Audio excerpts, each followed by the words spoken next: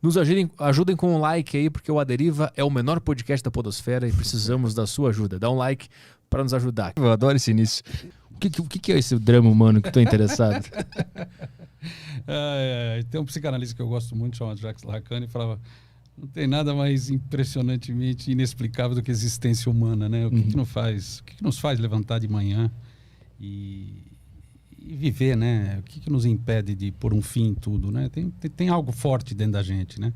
Então, o drama é tentar coincidir esse nosso entusiasmo quando a gente levanta da cama com a vida cotidiana, a vida efetiva, né? O que me interessa como psicanalista são as saídas que cada um encontra para conseguir dar conta daquilo que começa quando a gente abre os olhos e diz: meu Deus, mais um dia, vamos lá.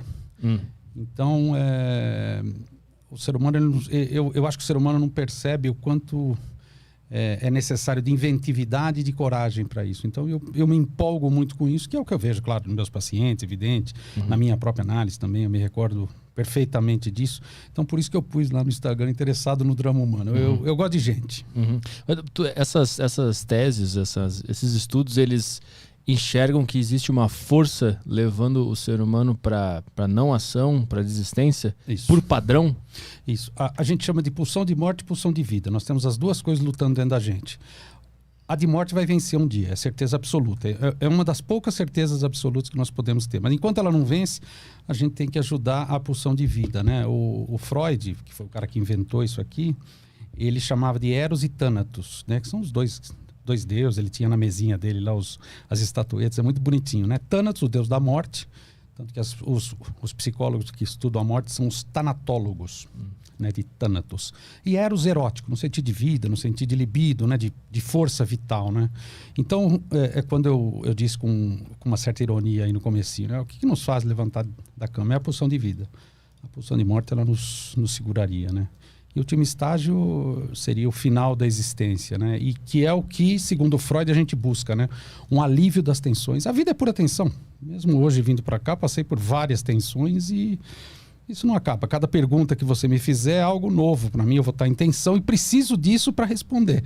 Então, esse é um dos exemplos de uma inventividade que a gente precisa ter para, enfim, coexistir, lidar com o outro, fazer um laço com o outro, produzir algo como a gente está fazendo aqui. Poxa, vamos fazer um podcast, chama o Leandro, pergunta para ele vai responder. O ser humano pode realizar coisas. É pulsão de morte, né? Essa pulsão de morte, ela vai acontecer organicamente. Mas ela, psicologicamente, ela está tentando nos matar todos os dias? Não organicamente no sentido enxuto da palavra. É da biologia. O Freud falava que a pulsão é entre a biologia, é entre o somato e o psíquico, entre a biologia e o psiquismo. Na verdade, a pulsão de morte, ela seria vamos dizer assim, uma realização em ato da nossa destrutividade, da nossa agressividade. Vou dar um exemplo. Imaginemos um grupo, não deve ser uma família, óbvio, de homens das cavernas. Tem o homem da caverna, a mulher da caverna, o filho da caverna, sei lá, eles coexistem lá, lutam com os dinossauros, comem, sei lá, antes do fogo, né? Eles coexistem lá. Aquele homem das cavernas tem uma agressividade impressionante. Ele até precisa dela para conseguir sobreviver. Dentro de cada um de nós, a gente tem a mesma agressividade. Só que desde o homem das cavernas, a gente tem passado por processos civilizatórios, nos quais, por exemplo, a gente é meio que forçado, meio que incentivado a recalcar essa agressividade. Então, essa agressividade, quando ela sai para fora, e ela sai, de alguma maneira é algo que leva muito mais à destrutividade do que à criatividade. Então, nesse sentido, o Freud deu uma separada, mas no fundo é a mesma coisa.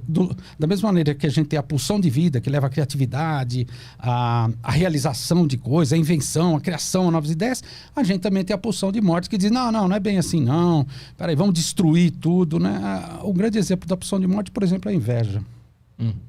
Não existe inveja branca. Eu te admiro. Olha, é inveja. Não, inveja é para destruir. Não tem nada de inveja branca, nem de admiração. É pura pulsão de morte. Mas aí, como é que eu sei que eu não estou invejando bem ou mal? Ela não tem bem. Não existe? Simples, mas se eu vejo alguém, eu quero ser que nem aquela pessoa. Isso é cobiça. Cobiça é ruim ou bom? Cobiça é humano, né? A gente cobiça coisas. Inveja, eu não quero que o outro tenha. Não é eu quero. Necessariamente vem junto no termo. Tira daquele e dá pra mim. É isso. Não, ou destrói dele, assim ele fica sem igual a mim. E por que isso existe? Desde o bebezinho. Por quê? Só todos os bebês. Porque é da condição humana. Aí a própria humanidade, o próprio processo civilizatório, todas as grandes invenções do homem, né? A religião, a moral, os bons costumes, o direito, a pedagogia, de repente até a própria psicologia. Não, isso é feio. Não, imagina, você não pode sentir isso. Aí o que a gente faz? A gente reprime isso dentro da gente. Só que isso está sempre dentro da gente. Mas por que a gente criou esse sistema de repressão? Porque senão não seria possível a vida em grupo. Por exemplo, o que preço você paga para ser fiel no amor?